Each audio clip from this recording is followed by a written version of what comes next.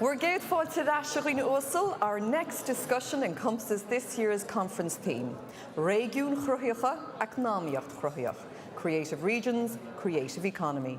As regional public service broadcasters, how can we act as a catalyst for the creative economy in our regions? And can regional creative industries help to create plurality and diversity in the media ecosystem? Please don't forget, if you have any questions or comments, pose them on Slido, and we will get through them near the end of this discussion. Moderating this discussion is Tomás Síocháin, who is CEO of the Western Development Commission, a state agency that promotes the Western region.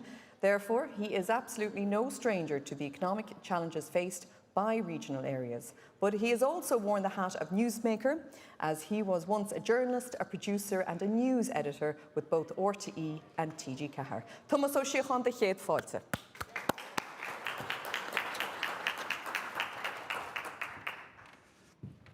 Evelyn gur míle mágah, gur míle mágad, agus gur míle mág chulaganna atá an seo maidin. When I was approached by TG Ceathair and Laois and others to take part in this, first of all, I was delighted, and then I was saying, surely this will be very straightforward, this won't be a difficult challenge. And then I read the question, how do the creative industries influence and develop the regional economy? Answers on a postcard in less than one sentence are welcome. So I thought, surely that'll be an easy question to answer. Whether it's easy or difficult, I think it'll certainly be much easier after we've heard from the three guests that joined us this morning, because not only do they have the oversight from a strategic point of view at both national and regional level, but equally have an understanding of what is involved at an individual level in taking idea from concept and paper to screen or broadcast. So fascinating stories await.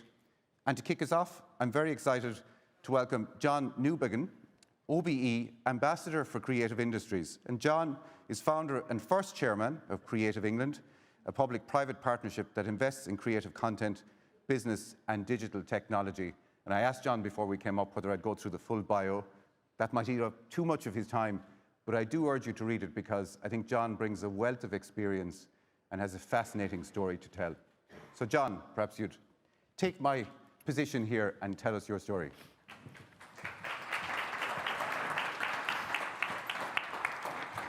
Tomás, thank you, and good morning, everybody.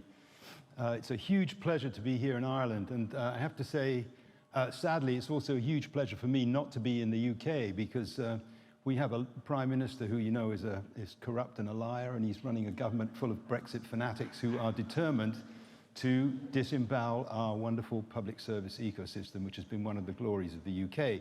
But I think we've had enough pessimism for the morning, so I'm not going to be pessimistic, I'm going to be optimistic, because I also do a lot of work in the creative economy, the creative industries, and one of the things that interests me, and I'd say I'm working mainly in Central Asia, East Asia, and Africa, which is where the creative and cultural sector is growing at a phenomenal rate. The UN estimate to be 10% of global GDP by 2030, and the director of the Asian Development Bank said, let's make it 20%, not 10%. So this is a new sector of the economy which is growing fast and which is almost by definition located in communities and localities. And the UN produces a report every 3 years or so on the state of the creative economy globally. And one of the reports they produced in 2013 had about 100 quite detailed case studies from mainly urban locations in big cities, mainly in the global south. And 3 of the conclusions in that report were, number one, you can't disentangle culture from economy anymore. Cultural strategies, economic strategies, cultural policies and economic policies are completely intricately bound up with each other, and that is being intensified by the digital age that we live in. Secondly, there's no such thing as a creative economy strategy, because by definition, creative and cultural strategies grow from the place in which they are located, from the heritage and traditions of that place. So they are different in each city and in each neighborhood. And the third thing they said was, the most successful initiatives are ones that grow from looking at the assets and capabilities of a region rather than its needs, or the assets and capabilities of a neighborhood rather than its needs. So I think all these things suggest to me that at a time when it's not just public service broadcasting that's under threat, but the whole notion of public service, of citizen engagement, of community engagement is at risk, that it's necessary for organizations that share common values across the piece, not just in the broadcasting world, to be working together. So it's very appropriate, and I'm delighted that Tomás is chairing this session representing a regional development commission for this part of Ireland. So local and regional strategies seem to me are absolutely crucial. And one of the ways in which public service broadcasters, I think, can contribute to the growth of the creative economy, but also to, if you like, incentivizing creativity in their communities, is in many ways, but four that I'll mention with a very brief example for each. The first is obviously to tell stories, because people like to know about identity, like to know about provenance. We were just discussing before this session how Derry Girls, a very, very specific story located in a very specific place, has absolute global reach because it is authentic and it's about a real community. And one little example I was going to quote was, funnily enough, in China, one of the provinces, I think it was Shanxi, the governor was concerned that traditional arts and crafts were beginning to die out and there wasn't enough interest in them. And the conclusion was people needed to know more stories about the people who were engaged in these traditional arts and crafts. And TikTok put out a whole series of little pieces about traditional makers in that province, as a result of which many of those traditional arts and crafts-based communities have had a kind of revival of interest. So there's a clear example of how telling the story and building a creative economy absolutely go together. The second example I'd use is about changing perceptions, and I think a great story that I remember hearing at an EBU conference about 10 years ago from somebody from the Flemish broadcaster VRT, who said they were sitting around in the office saying, why the hell can't we have any football matches? People want to watch football. We can't afford to buy the rights to any football matches. And they thought the solution was to start filming very, very local leagues in the region. But instead of having a normal commentator for the match, they thought they'd get a passionate supporter from each team to commentate the match for them. So instead of it being a conventional commentary, in fact, it was a huge argument going on all the time that the game was running, and people loved it. And audiences started going up, and attendances at the local games began to grow. So not only did it work well for the broadcaster, but it worked well for the community that they were serving. And then a third example where I think a public service broadcaster at a regional and local level can make a real impact was illustrated for me when I worked at Channel 4. I was head of corporate relations at Channel 4 for 5 years. And it was a time when there were lots of makeover programs going on, you know, makeover gardens, makeover living rooms, makeover your house. Someone came to me and said, what about making over a town? No one's thought about a makeover for a town. And we thought, it's an interesting idea. And eventually, Channel 4 did that in a little place called Castleford in Yorkshire. And the thing that was fascinating about it was that the presence of TV cameras and TV thinking, if you like, broke all kinds of log jams in that local community about ridiculous, petty problems that nobody had been dealing with for 15 or 20 years. It was incredibly successful. The impact in terms of television was not all that great, but the impact on that community was massive. And I remember saying to the producer towards the end of it, if you stick around much longer, they're going to elect you as the mayor. That was the power that he had, because the television, the presence of television enabled people to engage with problems that they had been confronted by in that community in a different way. And it was a very, very effective story. And then the fourth point I'd mention is about raising ambition. And I don't really need to talk about that because Nicola, who's going to speak next, has got the great story about how in Northern Ireland, what may have started as a project to get Game of Thrones to come and do some shooting in Northern Ireland has turned into a proper strategy, which is now much bigger than Game of Thrones. So I think this thing of moving from a project to a business, which is after all what growing creative economy sectors is all about, this is something that Tomás will know about, is very important. And that's why we need to have agencies working together. A public service broadcaster can catalyze change, but it can't necessarily enable the sustainability that makes that change become something permanent. So in the context of Northern Ireland, it's Northern Ireland Screen that can come up with the idea of having a big major production like Game of Thrones coming to the region, but ultimately it's dependent on there being the skills, the education courses, the infrastructure necessary to turn that opportunity into a business. So I think turning the project into the business is something which public service broadcasters can't do on their own. They can incentivize people to be more creative. They can encourage creativity in the community. They can shine light on creative enterprises, but they've got to be working with other public sector organizations if that's going to be sustainable.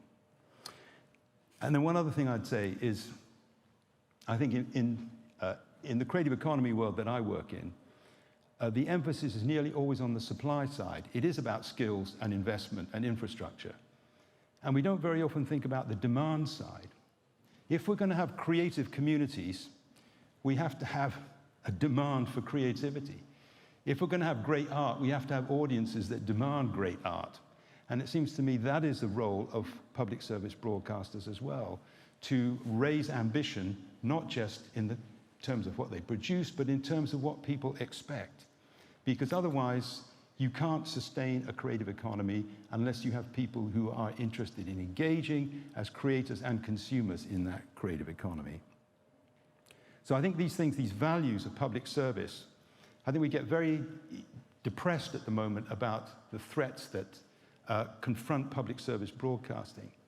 And I think thinking in terms of partnership with a much wider range of institutions, organizations, individuals, some in the commercial marketplace, some in the public sector, how we work together to solve some of these issues, seems to me is what gives me the ground for optimism. And two thoughts to finish with. One is, in 2005, the UK government commissioned a guy called George Cox to write a report on innovation in the British economy. And it was full of all kinds of brilliant recommendations, none of which were implemented, needless to say. He said things like every major company should have at least 2 artists on the board. Can you imagine that? That one didn't go down too well with the government. But one of the recommendations he did make was to say we're not using the massive power of public procurement to incentivize more imaginative solutions for the problems that confront our society. And I think thinking about how we also engage government in thinking about how public service broadcasters are part of a larger ecosystem which encourages creativity and innovation right across the piece. Some of you may be familiar with the town of Preston in the UK, where by looking at the range of public expenditure in that community, they realized that only 5% of public spending in Preston was being spent in Preston. They were buying in services and goods and expertise from everywhere else. And they said, let's double that, let's make it 10%. And they're growing the local economy in Preston, and they're making people feel different about the community they live in. They're giving it pride and identity. Now, that's not a role for a public service broadcaster, but a public service broadcaster clearly has an important role to play in an initiative like that. And then a final thought. I was on the board of a major arts organization in London called Battersea Arts Centre, very, very creative, innovative organization. And our mission statement was inventing the future of theatre. And we began to think this is, inventing the future of theatre sounds very grandiose, but that's not what we're doing, that's the means that we're employing to do something else. What is the core purpose of this organization? And we came up with a different mission statement, which was to enable people to take creative choices to shape their own lives. So the future of theatre was a way of opening up opportunities for people to think about creative solutions for their own lives. And I think thinking about what's the core purpose of public service and public service broadcasting at local, regional, and national level is something that we perhaps don't spend too much time doing because we're locked in these very immediate issues about sustainability of news, about decline in funding, and so on. What's the core purpose of public service broadcasting? It must be to enable people to take creative risks to shape their own lives. And that's where, for me, public service broadcasting and the kind of public service community economic development initiatives that Tomás and his colleagues are engaged in absolutely fit together, and we ought to be thinking about how we work on a much broader front to achieve the kind of aims that we all want. Thank you. Ladies and gentlemen, John Newbigin.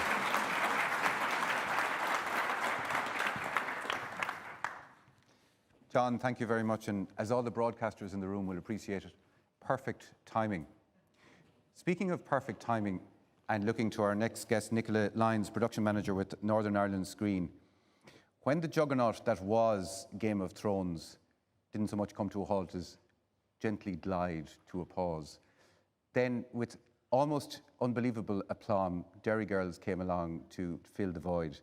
So perhaps as I introduce Nicola, you'll be able to answer the question how all of this was perfectly whiteboarded and laid out and planned to a T beforehand, and each deliverable was ticked off as you went through it. Absolutely. No problem. Thank you very much for joining us.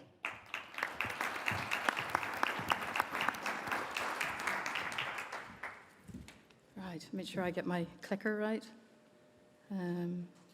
Yes, it says next on it. I think that's pretty straightforward. So, good morning. My name's Nicola Lyons. I'm the production manager at Northern Ireland Screen. And just to give a little bit of background on Northern Ireland Screen, we're the screen agency for Northern Ireland. We're committed to maximising the economic, cultural and educational value of the screen industries for the benefit of Northern Ireland.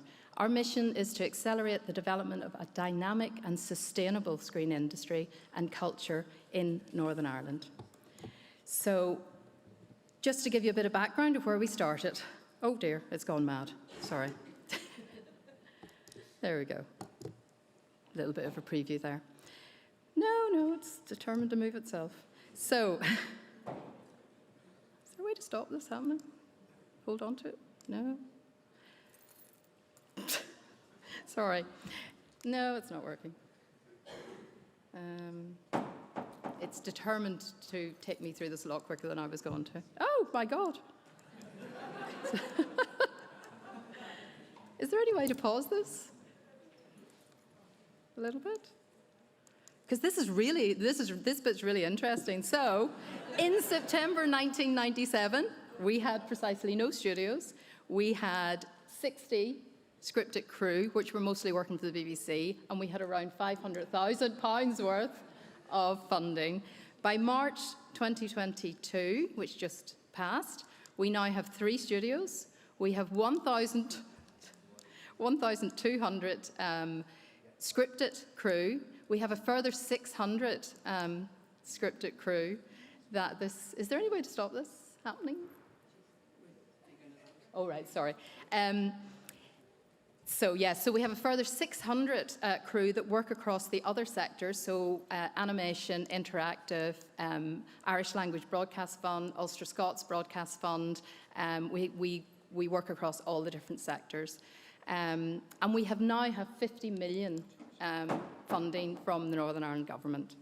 So you're asking yourself, and it's already told you, how did that happen? Well, the most important thing that happened was we got peace. So 1997, we got peace in the form of the Belfast Agreement, the Good Friday Agreement, which was signed in 1998, and I can't overestimate how important stability was for setting us up. So we got money from the government, which was very important. Initially from the EU peace funding, we got it from lottery, and then in 2003 we got funding from the Northern Ireland Government. And we got a strategy, and the strategy was to use that funding to attract productions to come and film in Northern Ireland. And you can't begin to tell you how difficult that was, because we weren't a very stable region.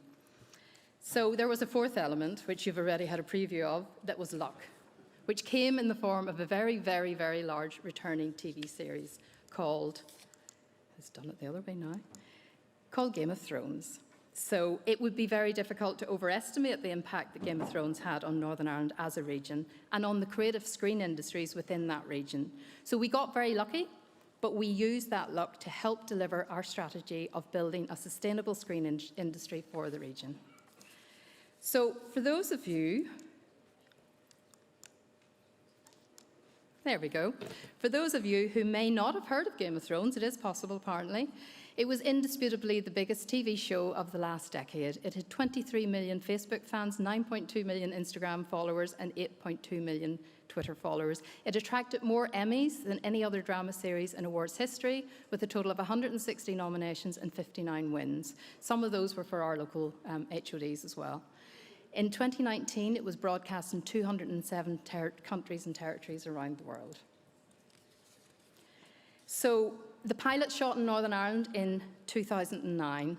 Northern Ireland Screen was instrumental in bringing it there with funding from our incentive.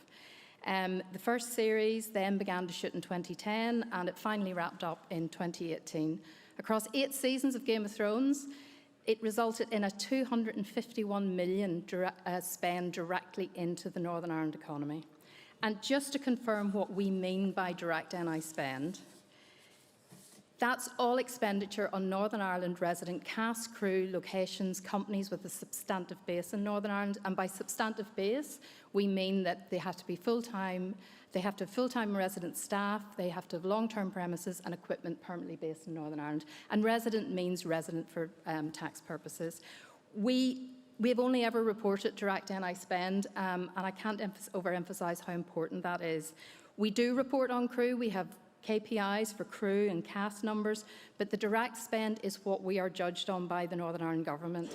Direct spend is not just spend into the screen industries, but it's across the whole of the Northern Ireland economy. So it's into hotels, apartments, car hire, plant hire, spend in restaurants, anything that results from production shooting in Northern Ireland. We gather that information by economic impact reports, which we get for every production that we fund, so we can prove the figures to the government. And so, just talking about the incentive, it was instrumental definitely in bringing HBO to film in Northern Ireland. It was also instrumental in keeping them there. So you can see from this slide that where we started off, we were able to taper down the amount of money that we gave them just as the spend was beginning to explode. Up until 2013, so around about season 4, there was no UK tax credit for high-end TV, so Game of Thrones got nothing in terms of tax credits. Northern Ireland Screen wrote the Game of Thrones case study that was used to get the UK tax credit for high-end TV. And an introduction of that UK tax credit, we were able to reduce our incentive to Game of Thrones. So we started off by giving them 3.2 million. And then after the tax credit was introduced, we reduced that to 1.6 million and eventually to 1.1 million over the last 2 series. And in the last few seasons of Game of Thrones, HBO ring-fenced 100,000 of our incentive to spend directly on training and upskilling our crew. In total, we invested 15.95 million in Game of Thrones, which was almost a 16-to-1 return of investment into the economy. And those figures definitely get the attention of the government. And what did this mean for our crew? This slide shows just the resident crew employed over the 8 seasons. It doesn't include the cast and it doesn't include the extras. The series used 12,986 extras in Northern Ireland. Now, we only have a population of 1.9 million. So at some stage, someone in every family has been an extra on Game of Thrones. That slide also doesn't include trainees, and this is where the story got really good for us. From a rather low start, the number of trainees grew, and the training that they received on Game of Thrones was second to none. And so what did Game of Thrones do for us as a creative region? Well, it gave us credibility. That's the most important thing I can say. So the huge economic returns gave us credibility with the government, and it secured further funding for us. It delivered skills, training, continued professional development for our crew. And being the home of Thrones, that delivered credibility with the international screen industry. It proved that we could deliver a large-scale project, and it proved to all the broadcasters that we could easily deliver high-end TV dramas of all sizes. So we work in 4-year strategies. And this is an important slide. You can see we've been very successful. So 120 million into the economy in the first one up there, then 250 million. The latest strategy, we invested around 50 million in the screen industries, that's across all sectors, and our target was to deliver 300 million in direct spend into Northern Ireland. We're just auditing the reports now, but it looks like it's going to be closer to 360 million. That's important because Game of Thrones was 2010 to 2018.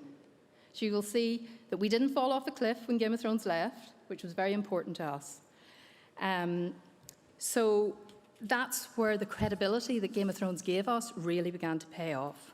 So we have, since then, we have had Dungeons and Dragons from Paramount Studios, Krypton Series 1 and 2. We have HBO setting up another show in Titanic Studios at the minute. There's a Kevin Hart heist movie from Netflix that is shooting in Belfast Harbour Studios. So, and that's not to mention 5 series of Line of Duty, 3 series of The Fall, 3 series of Derry Girls. We work with all the major broadcasters. We have Channel 5 setting up Dalglish Series 2 in Northern Ireland. BBC are setting up a brilliant drama that will shoot in the fall, and I realise I'm probably not allowed to announce that yet, but we work with ITV, Sky, TG Cahir, RTE, all the major broadcasters, and most importantly, most recently, Channel 4 with Derry Girls.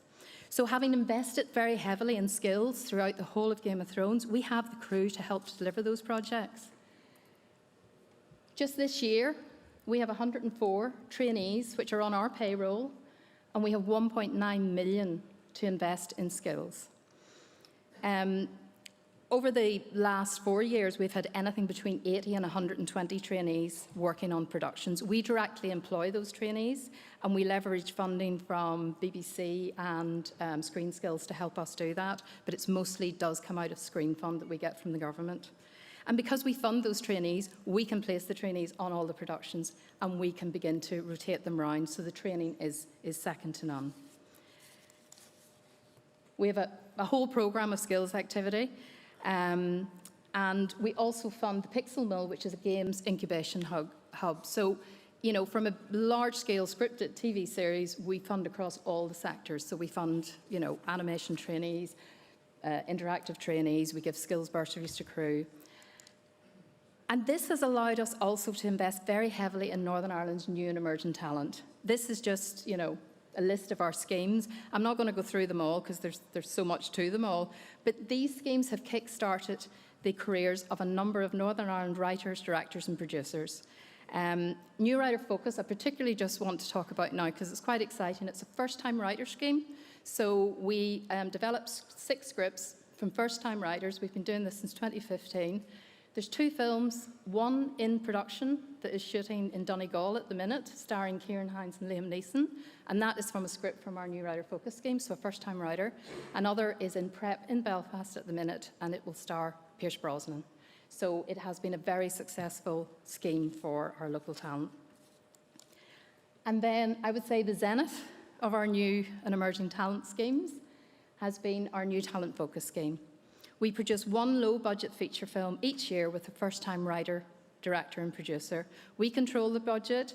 We fund it fully along with a post-production deal with Yellow Moon Post-Production and the UK tax credit. To date, we've completed 14 of these feature films and 2 TV dramas. 1 is in post at the minute. And the budget's about 360,000. We're talking really low budget here, but it is a first-time writer, producer, director. It gives them their first credit. And these films have launched many careers. These films travel, they win awards. Bump Along the Way was one of them. It won Best First Irish Feature at Galway. The Dig won Best Feature at Galway. They have been bought, distributed, played all over the world. And alumni of these new talent-focused schemes have gone on to direct on our high-end TV dramas for the major broadcasters. And that's not all. So as well as helping us to secure a sustainable industry and allowing us to invest in new and up-and-coming talent, Game of Thrones continues to offer Northern Ireland, it contributes massively to our tourism industry. In 2018, the shows played a significant part in attracting 1 out of every 6 out-of-state visitors. Tourism wasn't big in Northern Ireland for a long time. Tourism is very big in Northern Ireland now, and it's no small way down to Game of Thrones. And finally, I'm going to wrap up there by saying, couldn't finish without mentioning Derry Girls. So 1 huge returning TV series gave away to another international hit TV series, the amazing Derry Girls. The show was written and created by our very own Lisa McGee. You'll see her there at the mural. It was directed by Michael Lennox, and on Series 3, Brian Faulkner was the Northern Ireland producer. The director and the producer both came through our short film schemes, and they both were involved in our new talent focus scheme. The series is set in Northern Ireland at one of the most important times in our history, and it was brought to us by Hat Trick Productions, who have now set up an office in Belfast, which is led by another new talent focus alumni producer, Louise Gallagher, who produced Bump Along the Way. So for Northern Ireland, as a creative region, Game of Thrones followed by Derry Girls really is the dream. And as Lisa McGee has said many, many, many times, without Channel 4, there would have been no Derry Girls. So I'll just finish by saying long live Channel 4. Thank you.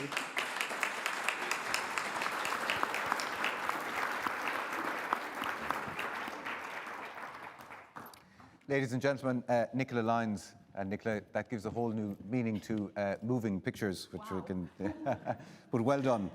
Thank you. I think what's interesting is there's been a kind of a common theme coming through this morning in terms of, talking about storytelling. And I think you mentioned Derry Girls in that context, the impact that storytelling has had around a sense of place and the perception of a sense of place. And I think probably, Irial, if it's fair to say, you were somebody that overcame the perception of a place to build something where, is it fair to say, nobody had expected it? So I'll ask Irial Mac Murchu, from CEO and founder of Nemeton, to take to the stage and tell us the story of this Gaeltacht company that has exceeded all expectation and challenged perceptions. And I won't keep talking. I'm delaying you. Irial Mac Murchu.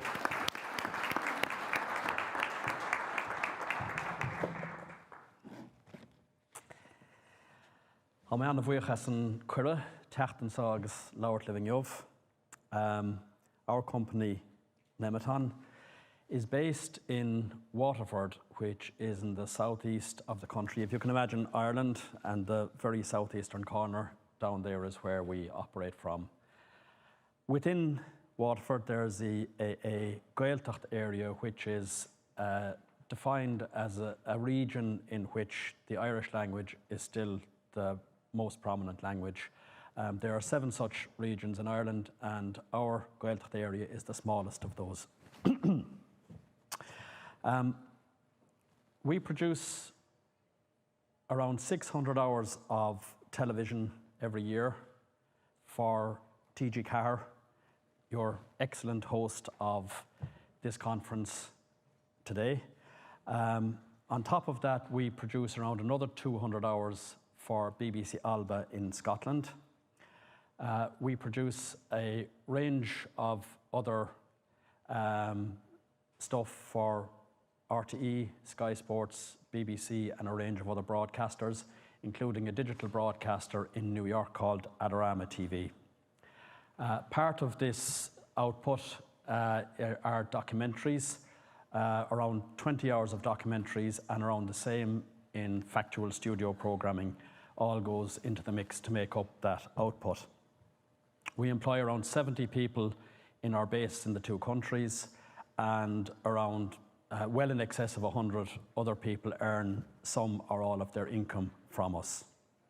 A business analyst might say, or Tomás's whiteboard might ask how all this was planned out and how detailed a plan you might have had to have in order to achieve this. But the truth is very different, I'm sure you won't be surprised to hear. And if I'm to be completely honest, it was all one series of forks in the road and sliding doors moments.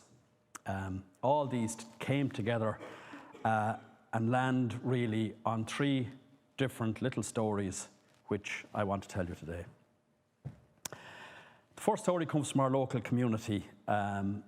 We Gaeltacht people have always felt abandoned and marginalised historically in Ireland. Then if you add living in such a small Gaeltacht area like ours, this feeling of isolation is even greater.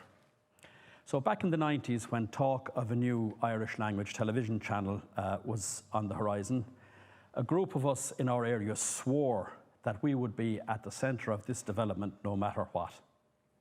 We had no idea what it would look like. We had no idea what would be on screen.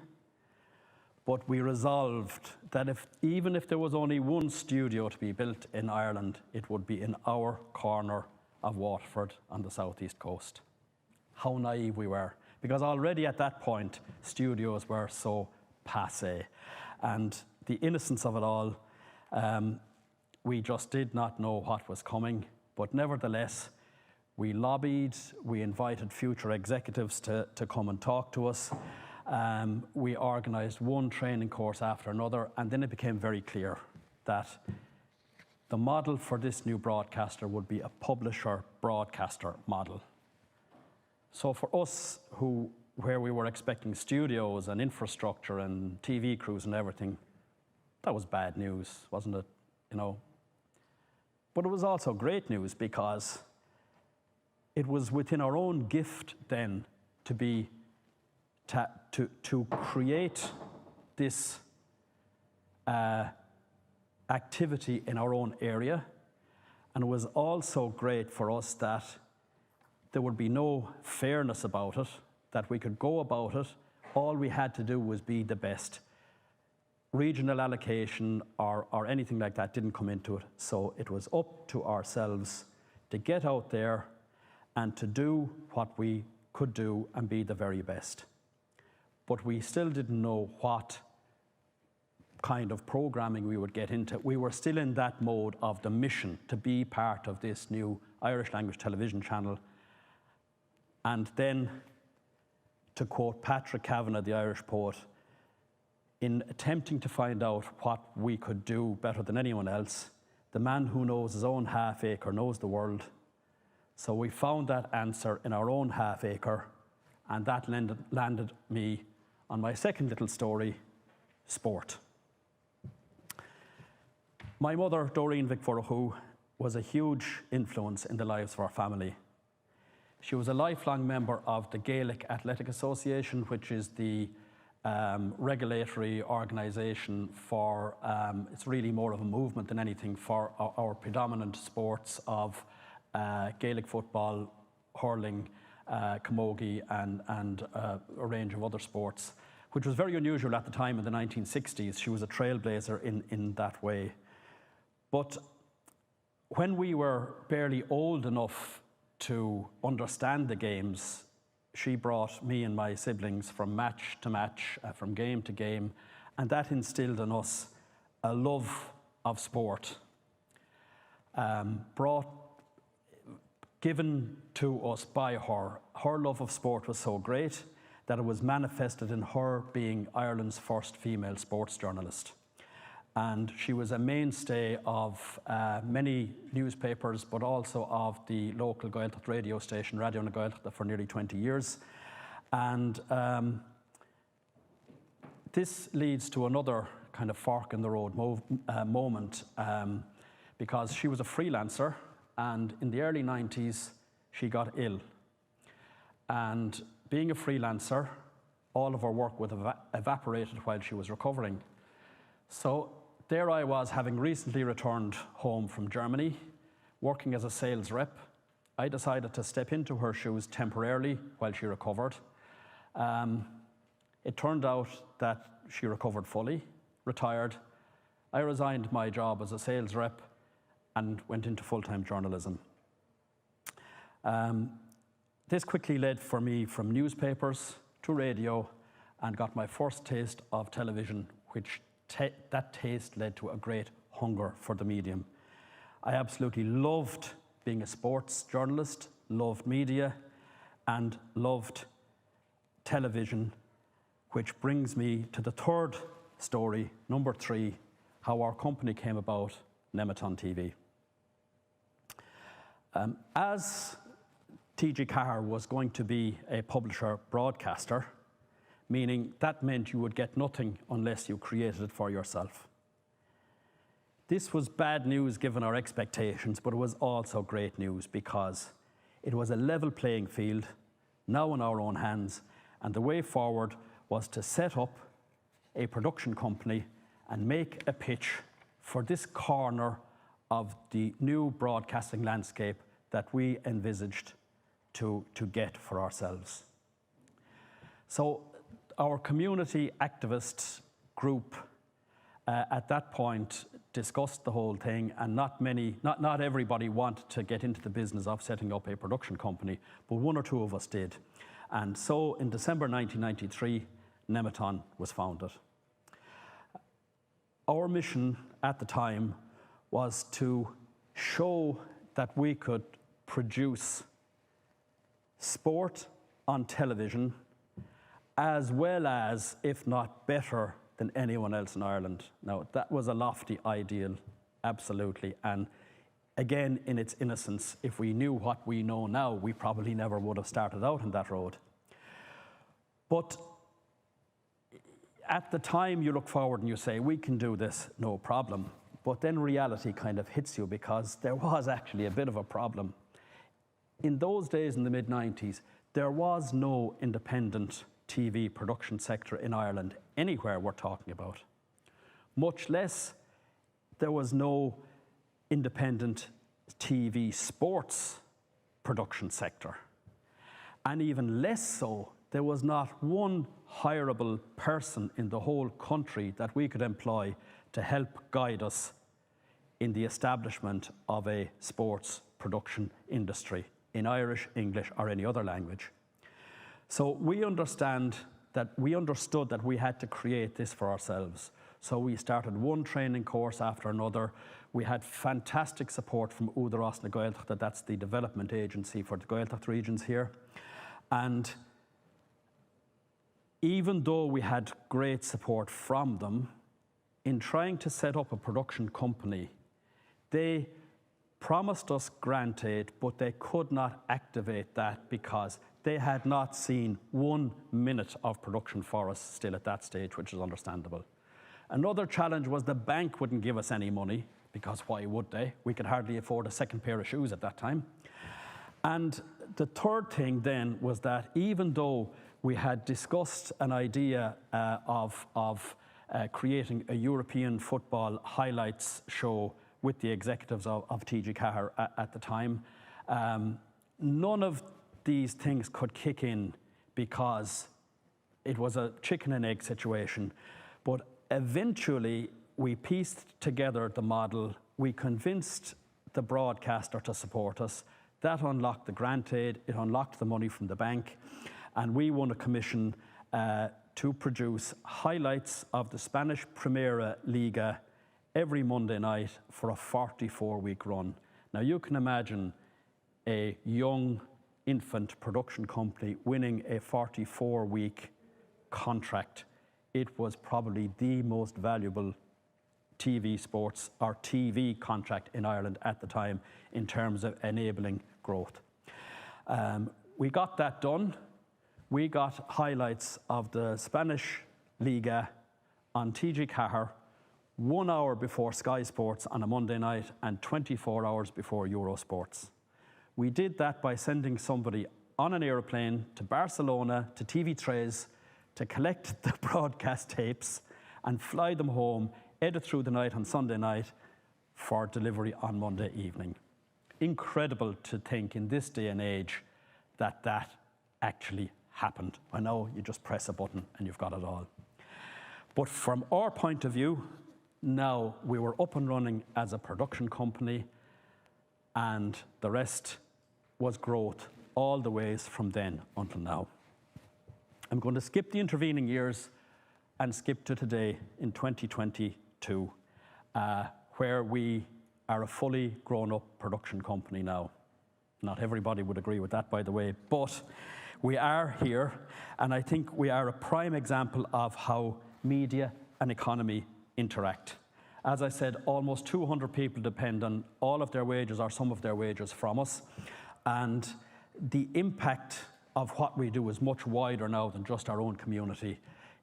It is certainly regional. When I say regional, I mean in our own region in the southeast, but also in the Gaeltacht regions right throughout the country. My three stories that really are about how we got here, but the business story is the key thing, because creative regions, creative economies economic impact of media, it is all about business, as John earlier said. I agree fully. This is where it all has to come into play, because media is a business, no matter where your funding comes from, whether it's public service, private, or whatever else. For us, we are very lucky because that business for us starts with our biggest and most valuable client, the basis for everything we do, which is Síocháin. There we have a deep relationship built up over many, many years. We understand the channel's raison d'etre. We were there from day one. In fact, we lobbied for the station. They understand that we can deliver for them, which I hope that we have proven that we can do. This is a very successful relationship. And on top of that, without that successful relationship, I doubt that we would be working either in Scotland for BBC Alba, where we are developing, I hope, a similar type of relationship. Creative regions and creative economies, they go hand in hand.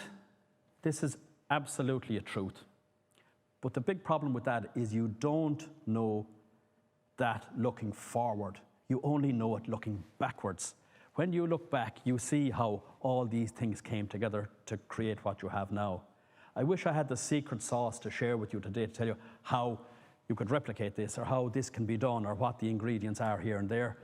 It's just not like that. For us, it was all about trusting our instincts, trusting highly talented and gifted individuals that they could deliver, empowering them to do so, being empowered by the broadcasters, by Síocháin especially, being empowered by them for us to be able to do it. And having that sense of mission to achieve something. Without that, I mean, we never learned anything in the formal education system that prepared us for TV production. But when it came along, it just felt right. Our community took to it like ducks to water. 2/3 of our staff come from the local area we work in. And it's not just in our area, but right throughout the Gaeltacht areas, the people took to this industry, and now you would imagine that it has been a part of the community for as long as fishing or farming has been. They have made it their own. It has been brought now to a level, our production team, our creative, brilliant, exceptionally hard-working production team has brought this creativity in sports production to a level that it's a testament to us that all other broadcasters imitate what we do. I'm not saying they wouldn't have done these things anyway, but nevertheless, we were first to use virtual graphics, first to use a super slow-mo camera, first to put a microphone or a camera on a referee, first to do sideline production. We were just talking about this last night, where we did a full production of a program from the sideline because we couldn't afford to equip a studio. But it was such a success that every broadcaster in Ireland now do the same thing.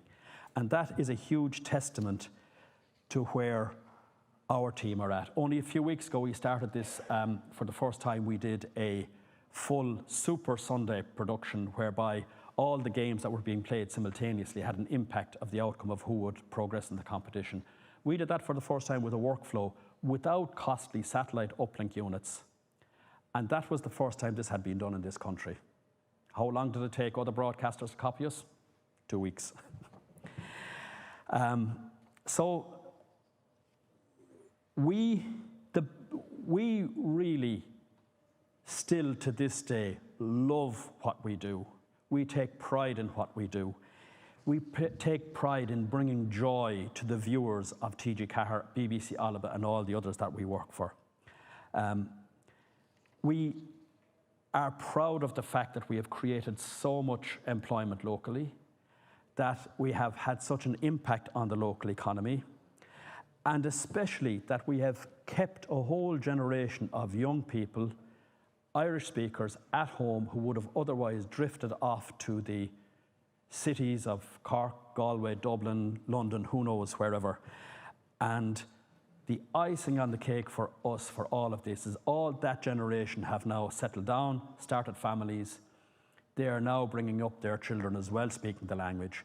And our Gaeltacht is the only one in the country in the last census where the amount of Irish speakers actually grew where it declined in all the other Gaeltacht areas. That we're especially proud of. So I'm going to leave you with a very brief checklist of what the achievement has been collectively. It's not us, it's those who have faith in us and everybody who works with us. Community impact, check.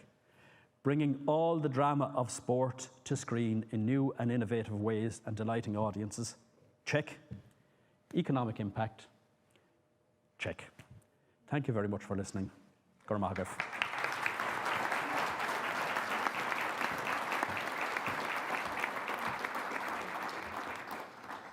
Irial, gur míle maith. Now, we're going to come to the audience shortly. I'm going to skip the queue and start asking questions first. So when you want to ask a question, as you will not be surprised, please raise your hand and do we have mics? No, we'll hear it from the floor. And just let us know who you are and what organisation. So the first question, and I think actually Irial captured this in terms of effectively this is about creativity on screen and off screen. It's a business. John, is it unfair to say that having seen from both the broadcaster and the policy point of view that there is a fundamental misunderstanding about what the creative economy is and whether it's a business or whether it's a pastime? And very often policymakers see it as a nice thing to do rather than, as Irial said, at its core, it's a business. I think that's true, and I think that when we started Creative England, and I should have said Creative England, when we started it, our commitment was not to work in London at all, but to work in the regions of England. And we had two mission statements, if you like. One was talent is everywhere, but opportunity is not. And in the first few years, what we discovered was hundreds of talented young people not realizing how good they were. The other mantra, if you like, we had was we connect talent with money, markets, and networks. And the money is obvious. People say we need money to get going, but actually the most important thing is networks. People did not know how to access networks that enabled them to turn, the point I was making, a project into a business. People very often have an idea. It may just be one idea. That may be all that they're interested in, but if you're going to turn a project into a business so it has some sustainability, then you have to be thinking about business skills. And I do think, again, I'm sure this is the sort of work that you're engaged in, the biggest issue we found with Creative England, but also with everything that I do with governments around the world, is there's no shortage of creativity, but what there is a shortage of is business skills. And of course, some people, I mean, the point about the creative economy is it is much bigger than the economy, and many people are engaged in it because they're doing it for love. They're not interested in making money out of it. It's as Mitterrand said about the French film industry, this is not a commodity, it's an expression of the human spirit, and people want to make these expressions. They don't necessarily want to make it into a business, but where they do, they need to have business skills. And one thing I'll say in conclusion, a research project done in the UK in Brighton of about 100 small media businesses, one of the things that came out of that research was the companies where the creative people, the techie people, if I can put it like that, and the business people treated each other with equality of esteem were the ones that grew fastest. Where the creative people were running the show, quite often the business didn't work. Where the techie people were running the show, quite often consumers didn't understand what the hell they were doing. And where the business people were running the show, there wasn't much creativity. So getting those three elements in some kind of balance is a really tricky business. And I think we have to recognize that in the creative industries, many people do not see it as an industry. They don't want to make money out of it. It is an expression of their spirit. But where there is business potential, building those business skills and enabling people to see where they can take their business if they think seriously about business skills is the crucial element, I think. Nicola, from the point of view of Game of Thrones, and John spoke about the importance of networks. I don't know whether you can tell us or not, but presumably it started with a phone call and the importance of that network. And then to expand on that, much of what you set out in your presentation was about the impetus that arose from Game of Thrones. And one question that arose from my point of view was, you spoke about the crew, about the infrastructure. Did that predate Game of Thrones, or was it that Game of Thrones allowed all that to happen? It predated it to some extent. Before we had Game of Thrones, we had City of Ember, shoot in the paint hall studios, we called them in those days because it literally was a paint hall for ships. It wasn't a studio. That's what Titanic Studios now is. But City of Ember had shot in there with Bill Murray, a Tom Hanks film. And then it went on, Universal Studios brought Your Highness to shoot there. And what had brought that there was this huge paint hall. But it was Northern Ireland Screen. It was Andrew Reid actually going down to the paint hall and helping to clear it out of a bottle recycling plant when we were trying to market it as somewhere where you could build sets. So Your Highness really was, it wasn't, you know, it wasn't that well known a film, but they used it to build a big sort of like palace type place, which actually became the throne room for Game of Thrones. That set was repurposed for Game of Thrones. So having those productions come in there, but that started with a phone call and with trips to LA. Okay. You know, Northern Ireland Screen went out to Los Angeles, played Mark Huffam as a local producer. He had worked on Saving Private Ryan. He was the producer of Mamma Mia, and Mark Huffam was the producer on the pilot in the first series of Game of Thrones. And being a Northern Ireland person, he helped to bring it to Northern Ireland. And then, you know, and we didn't have a huge number of crew by that stage, but it just grew and grew and grew. And crew returned home as well. Crew had been working in London, had been working in Dublin, but when Game of Thrones came, a lot of crew actually came home, and we were able to feed so many people in at the bottom of the industry and help them progress up through the ranks. Okay, I'm going to come to the audience, so hands up anybody that wants to get involved. But Irial, before I do, one of the things you mentioned was, well, first of all, you spoke about the kind of sliding doors moment, the serendipity, being in the right place at the right time, and grasping the opportunity when it presented itself. The other thing was, you spoke about the difficulty of access to finance and getting a bank loan. Has that changed? Ooh, that's it. I wouldn't advise anyone to start a production company in this day and age.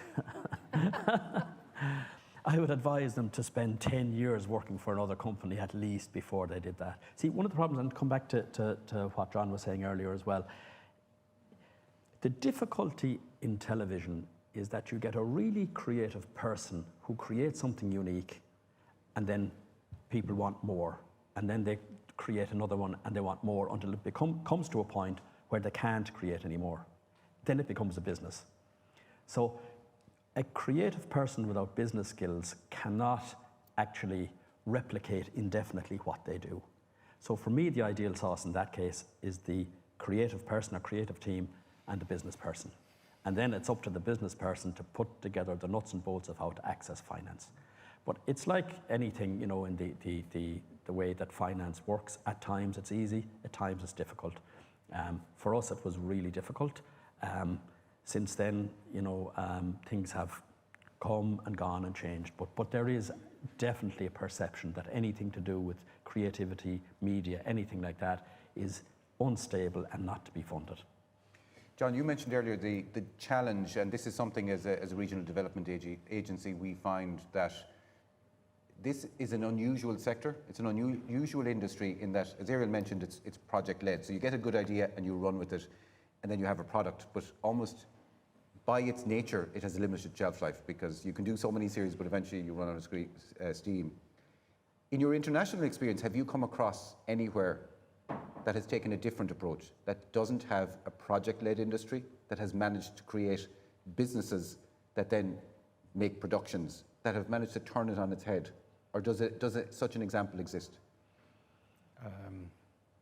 I don't think it does.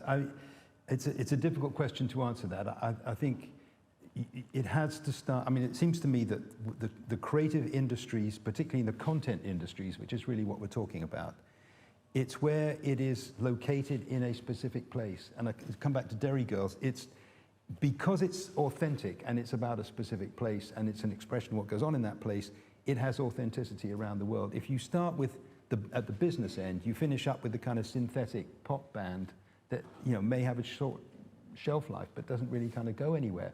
And I think the big issue is very often it's ambition. It's about ambition. And just listening to you, Irial, I remember at Channel 4, there was a company called Double Band in Belfast. And the head of regional development, Channel 4, was really frustrated. He said, these guys don't think beyond Northern Ireland. And they were given a £50,000 development grant, but they were only allowed to spend it on international airfares. That was the deal. So you have to go abroad. And it changed the company. It changed the way they worked because they genuinely didn't realize how good they were. And I think it's much more about raising ambition than arriving with finance and trying to find the creative people. It doesn't work that way around. It has to work the other way around, I think. And Nicola, in your experience, kind of agency that you're working with, where you can do that actually. And just before we come to our first question here, Nicola, in your experience, to what extent do those business skills, are they included in the training that you're doing, and how important is that as a key factor? It is a key factor. Now, I would completely agree with that. We are project-based. We fund projects. We fund development for our Indigenous companies. We fund productions, so we don't fund infrastructure or anything like that there. But we do try to make sure that our companies have those business skills. We run market trips. We run NI delegations, so we encourage all of our companies to get out to the international markets, not to be just producing for, Island of Ireland. We offer skills bursaries, so any training that they need, etc. But yeah, I would completely agree. It all starts with the great ideas and with the projects rather than, and business skills is essential as well. Okay, we have a question here to the floor. We'll just get a mic over. And anyone else that is coming with a question? Hello there. So I'm Damien McGee. I'm from BBC Northern Ireland, from the newsroom actually. But I've been really taken with what you've all said. Irial, you mentioned it. You guys have all mentioned how you capture the input of people in communities. You talked about keeping young Irish speakers in the Rin Gaeltacht. What worries me is, we all know, I can think of where I'm from in Belfast originally. I know there are lots of people there, but they don't know how to access any of this. We can put things up on social media saying we've got a training scheme, we've got this, we've got the other, but only certain types of people with a certain character will possibly step forward to take advantage of that. But there are lots of other people out there who have got perhaps more passive personalities. Maybe they're quieter, maybe they're shyer, maybe they're from a more deprived, maybe their parents don't show them a way. That your mother clearly had a big influence, but they're maybe from a lower socioeconomic group and nobody's telling them how to get their foot forward. And I worry about how we capture those people. It's a challenge for us in terms of our news audience and trying to capture young working class people across Northern Ireland to consume our news. And I think it's the same in trying to get them into the creative industries, because I think we can become a sort of an echo chamber where we all recognise the type of people that are in this room, frankly. And that concerns me, and I just wonder what thoughts you have about that. Can I just take that one, because yes, no, absolutely, and it's right on point. So diversity for us is about mainly bringing people into the industry from the lower socioeconomic groups. That is our big diversity drive over the last couple of years. So we run new entrant schemes where we take first come, first served basis. We take them onto, we get first AD in to do set etiquette, back to health and safety training, emergency first aid training, and then we put them out on set for a few days to get them in. But there has just been a scheme. How did they hear about it in the first place? Well, that's via our our website, but we work with all the community groups. So every announcement goes up on our website. We make sure it gets out to all those community groups. But we have just, BBC. Yes, I know. And the Department of Communities have announced the 4 million scheme called CINI. Mm-hmm. It's not, there's going to be a big launch on this, and it is specifically what you said. It's 4 million over the next 3 years to bring people from those lower socio-economic groups into the industry. And we ran a pilot for it called 360, where we brought them in to do training with them. We paid their travelling expenses, we worked with them, we made sure they understood what they were letting themselves in for, and a lot of them are out on set at the minute. But that was the pilot scheme, and then CINI will be properly launched in a few weeks' time. Irial? Just very briefly to add to that, Nicola, getting through to young people has to start when they're teenagers. Because if you don't plant the seed in teenagers' minds that there is a career option in media, they won't find that anywhere else as they go along. The second thing I think that we all need to kind of do is get into some kind of a system that identifies future leaders, because people with natural leadership qualities will gravitate towards other industries and overlook this one unless we combine that awareness with identifying and nurturing that leadership talent. Okay, we have a question over here.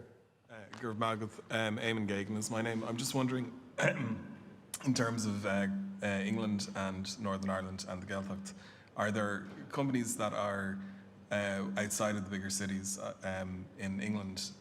Are there big companies there that are still in their regional areas? John, I might give that one to you and just broaden it slightly, because I think that's, let's say, as a regional development agency based in the region, that's a key question for us, whether it applies to Gaeltacht areas or other areas. What constitutes critical mass? In other words, how many is enough to start an ecosystem? Can you do it at a company level? Do you need to do it at a community level? What do you need to start with? Well, I think there's no easy answer to that, of course, but actually, I think the way this sector works increasingly is on clusters and networks. It doesn't depend on, I mean, the idea of the big corporate scale is a very 20th century idea. If you can make clusters work, they are incredibly effective. And I'm thinking in Dundee, a big company that was producing the game Grand Theft Auto went bust, 300 people out of work. I said to one of the business development people there, this must be a catastrophe. He said, not at all, because those 300 people are all going to stay in Dundee. They're all starting their own businesses. Actually, the cluster may become more inventive and creative because it's not all under one roof, if you like. And I think, a bit of research just done in England by Nesta and the Policy Evidence Centre came up with 907 what they called microclusters, i.e. a minimum of 50 interrelated creative businesses, and many of them were in small towns and places where people had no recognition of there being any kind of critical mass at all. If you like, it's a critical mass that has to be looked for. But I think this idea of companies working together as networks, sometimes in collaboration with each other, sometimes in competition with each other, is actually the way that the whole creative sector is growing. Not just in England, but that's also true in urban settings all around the world, particularly in the global south, which is where this is growing fastest. Okay, I might get you to expand on that just a little bit. We've a question here. Alan? Alan Duggan, Ardon. John, I was taken with you speaking about focusing on assets and capabilities as opposed to needs, and also authenticity coming first. As organizations that support people in the regions, creative in the regions, how do we help to empower that in terms of authenticity and the creation of IP or creation of projects, but also help people get on that track towards being able to exploit that in an economic context, so that it's not just an idea, that it actually adds to the economy? Is there a model for that? No, I don't think there is, but I do think, and I was talking to Tomás about this just before we started, what interests me is the growth of what you could call intermediate organizations. Here's as an example. Creative England was another example, which is a kind of interface between public policy and commercial investment, and a sector which requires, at this stage in its growth, a lot of careful nurturing. It's a very labor-intensive process. And it needs to, this is what I think has been successful in Northern Ireland. There's been real time spent in how you grow the skills, the investment, the infrastructure, the capacity. It's taken a long time. And without the Northern Ireland Screen Commission, it wouldn't have happened. It wouldn't have happened by itself, left to the market. And I think these intermediate agencies are a necessary part of all economies growing their creative sectors in a more sustainable and humane and community-based way. There's no shortcut to it. So that perhaps doesn't answer your question, but I think that is really what we have to be thinking about. Just before we come to the other question here, Irial, just as a matter of interest, would you say that in Unrhyne, given the size of it as a small Gaeltacht area, has there been a spillover to other areas nearby? Have you seen others in nearby villages or towns come into the industry because of the work that you've done, or no? Unquestionably.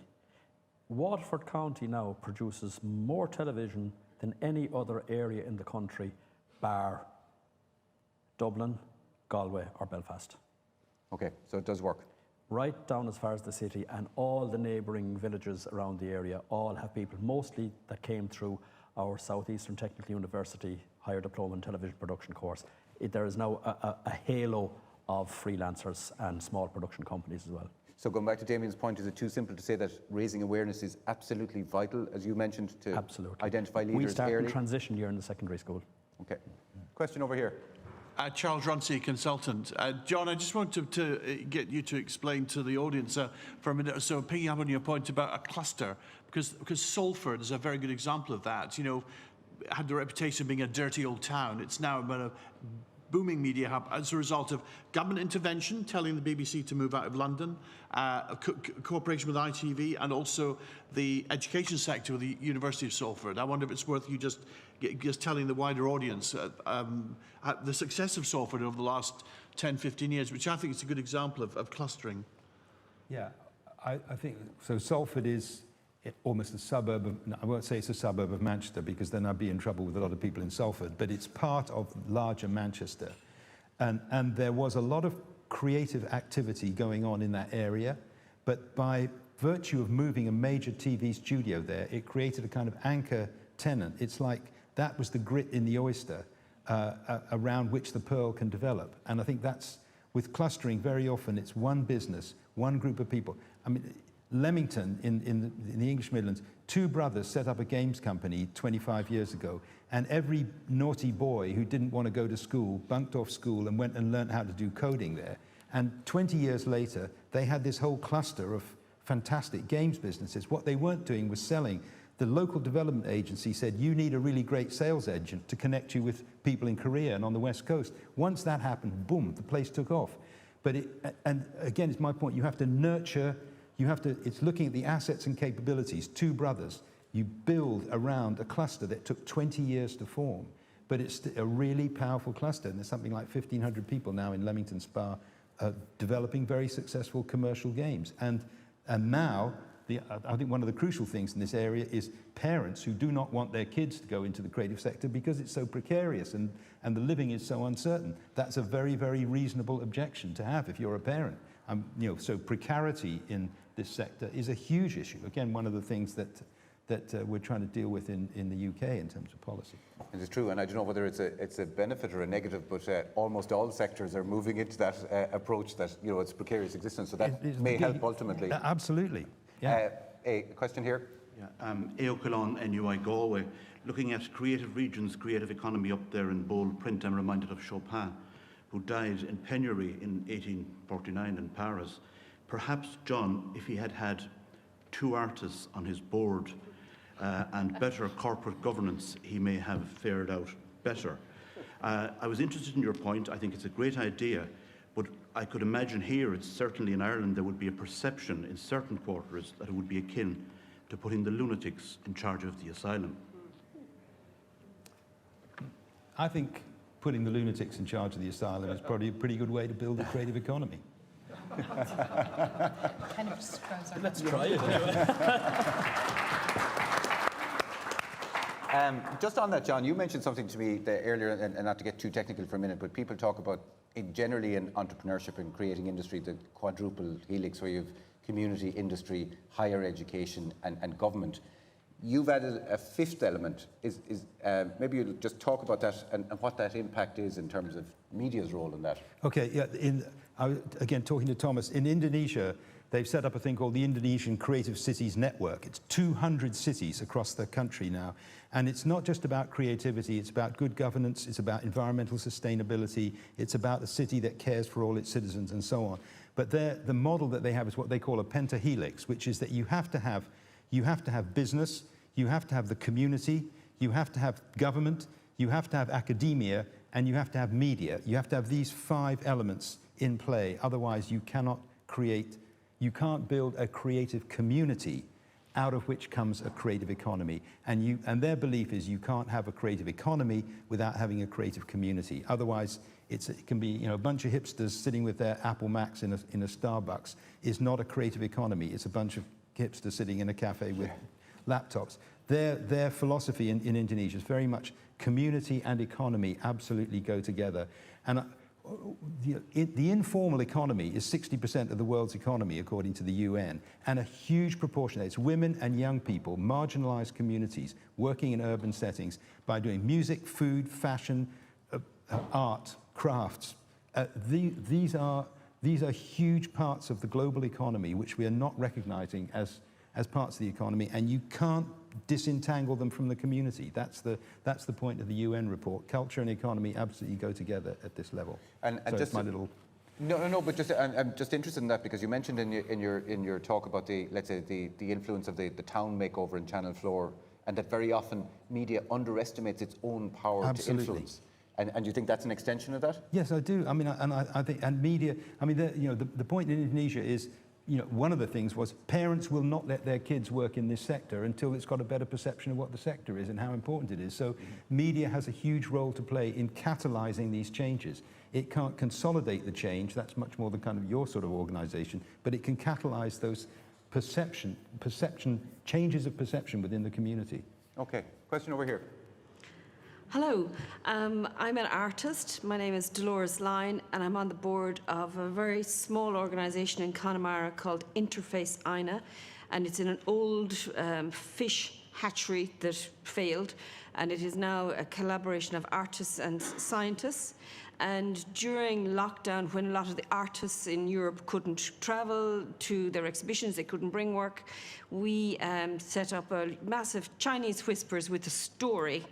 And it started on the Aran Islands, and it went through 50 languages, 29 countries, from people going, who do you know in Finland? And asking other people, say, well, what language do they speak? Do they speak this other minority language? Can you get somebody to translate this story to the other story? And you only listen to the story once. You couldn't listen 4 stories back. You only got that end, and you had to continue. It finished in Istanbul, and it was told 400 times. And also, we have a drawing that went to artists in several countries, which was then laid on top of each other and turned into an animation. So this all happened online. We have all this information. We have a viewing out here in the green room. But what we do with what we've created is another thing, because we've suddenly connected all these people through these stories and images, but we've gone as far as we can go, whether somebody else, as a creative, what we are doing, how to translate that. Somebody said, who is your audience? But, Well, I think that's a key question, Dolores. I might bring back, just to make you aware that we also have, we are taking questions online. So we'll bring Evelyn up in 1 second to bring us some of those questions. But on that, because I think, that has 2 aspects to it. So first of all, it illustrates that stories are both global and local at any given time. And I think, Nicola, perhaps Derry Girls captures that more than anything else. That I thought Derry Girls was fantastic, but I really struggle to understand how it translates to an international, because to me it's almost not only Irish or Northern Irish or Derry humour, it's almost street by street within Derry. It did take us a little bit by surprise when we watched. We read the scripts, we watched the picture locks, and we sat and went, "This is unbelievable. This is brilliant. But will it travel? It'll obviously do well in the island of Ireland, but will the English even get it?"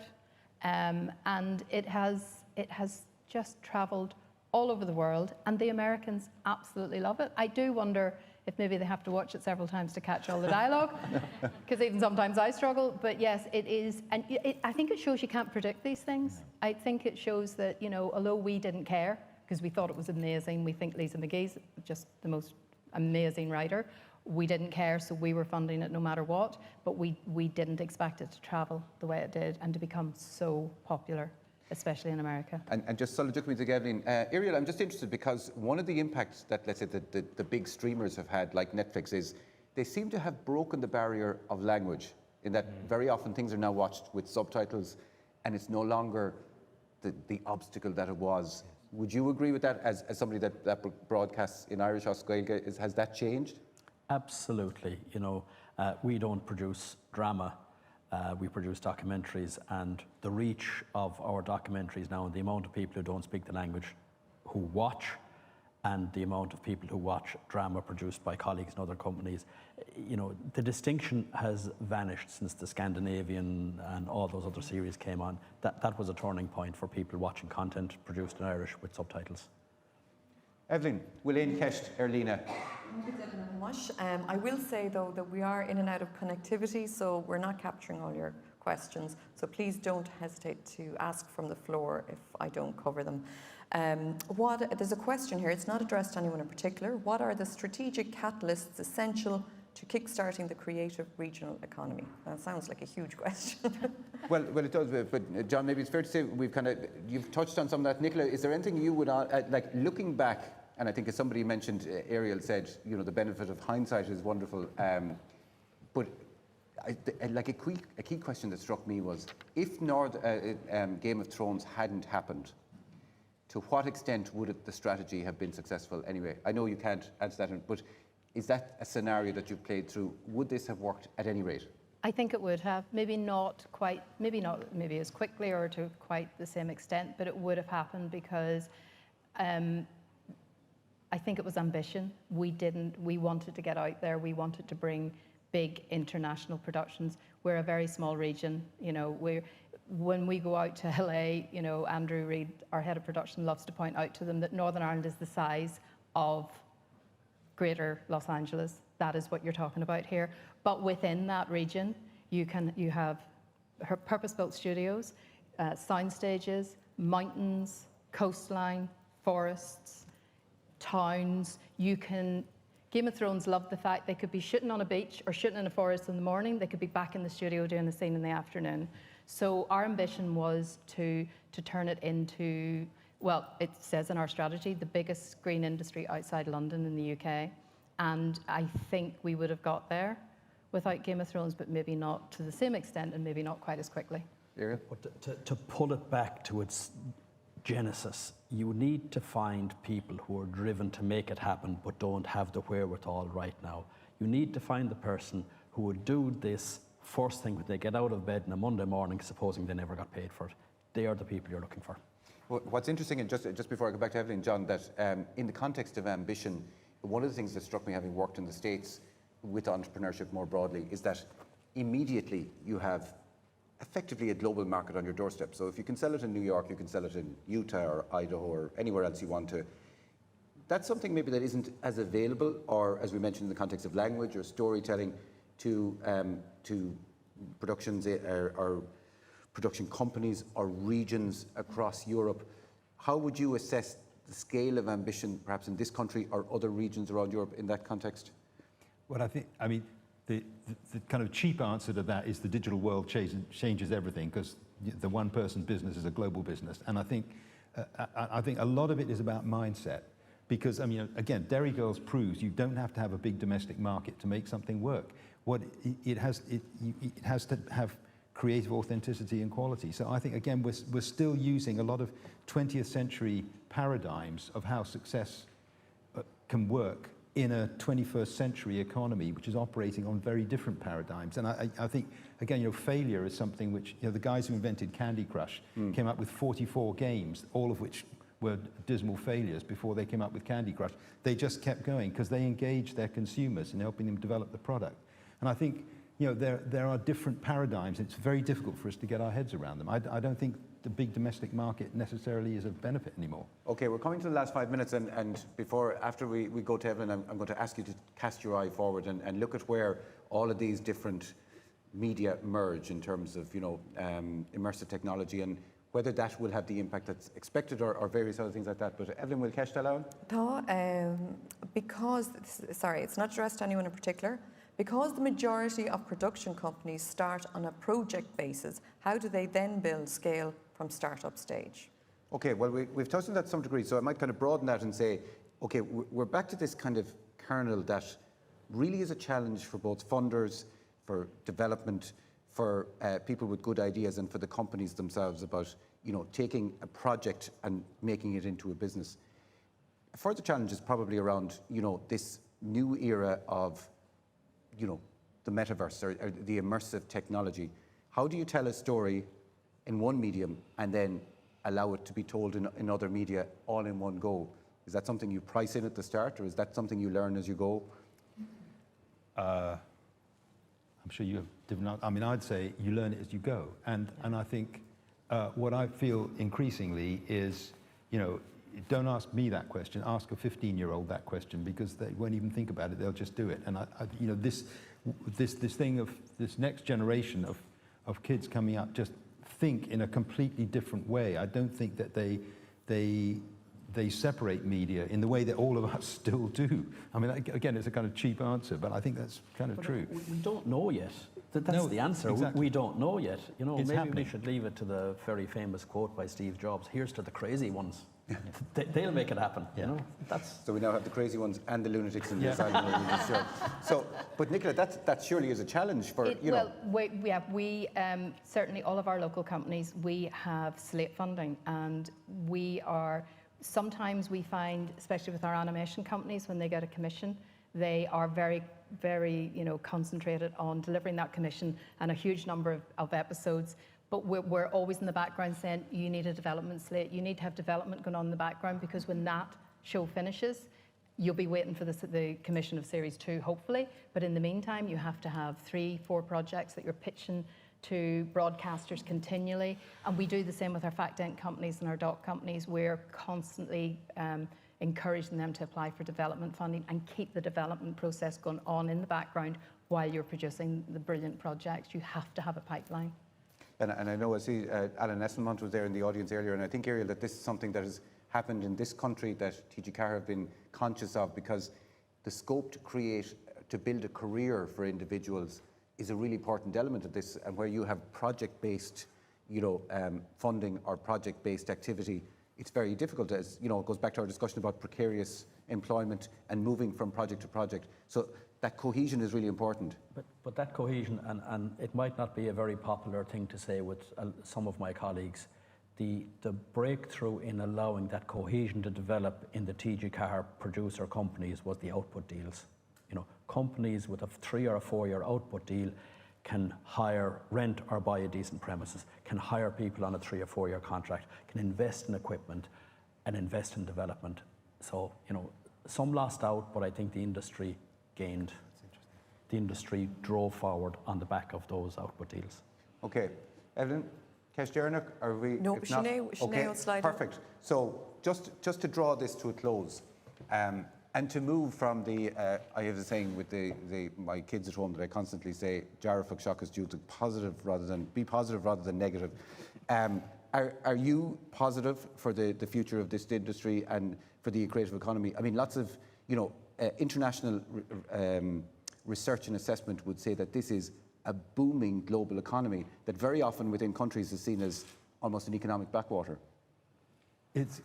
It's growing phenomenally fast, and I think the sub-Saharan Africa has barely taken off yet, but the growth of creative businesses in Kenya, Nigeria, Nigeria's got the 3rd biggest film industry in the world, probably the 2nd biggest in the world, and so on. I mean, there's a huge amount happening there. I mean, the interesting thing is it's the ethical values that underpin a lot of the storytelling that's going on. And I think, how do we try and engage some of the traditional, if you like, public service values that have guided a lot of broadcasting for the last 50 to 100 years to engage with this unbelievable explosion of new talent that's going on all over the world. That's what seems to me is the big challenge. And I personally feel very, very optimistic about it. I mean, there's some really exciting things going on in Central Asia, in East Asia, in Africa. I mean, and their creative talents are going to give us a really good run for our money over the next 20 years. That's for sure. Is the future bright? The future's bright. The appetite for content all around the world is absolutely phenomenal. I'm not sure if it's going to grow at the same rate as it has done, but I think it will be maintained. And I think the way the industry responded to the COVID pandemic just was an indication of how important the industry is. We were only down for, wasn't even 3 months. We shut down just before the Northman was due to shoot, and we started up again. Our first production started shooting at the end of July, and the will of people to get the industry back up running because people needed content to get them through the pandemic, and the way the industry responded to that makes me very positive that we can respond to any challenges that are thrown our way. Irial and Focal Score, last word. Obviously, more and more content will be created than ever before, but the difficulty will be for content creators to reach their audiences. So without a parallel strategy of social media, databases, however, to reach the people who can monetize that content, I fear a lot of good content will be lost unless they can make that happen. Irial, Nicola, John, Gurmina Margaret, and thanks to all of you for listening.